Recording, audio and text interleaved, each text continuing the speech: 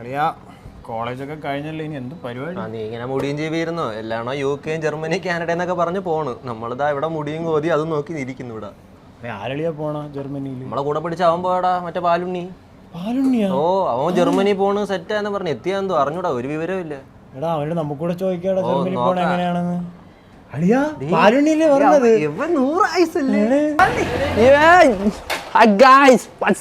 പാലുണ്ണി നീ ജർമ്മനി പോയെന്നൊക്കെ അറിഞ്ഞ് നീ എപ്പറ്റി? പോയില്ലല്ലോ, ഞാൻ പോവാൻ പോണേ ഉള്ളൂ. നീ പോയില്ലേ? ഇല്ല, ജർമ്മനി പോവാൻ IELTS വേണമെന്ന്. അപ്പൊ ഞാൻ വിചാരിച്ച് രായൻ ചേട്ടന്റെ കടയുടെ അടുത്തുള്ള തങ്കച്ചൻ ചേട്ടൻ. ഓ, അവിടെ തന്നെ IELTS എടുക്കണുണ്ട്. അവിടെ പോവാന്ന് വിചാരിച്ച്.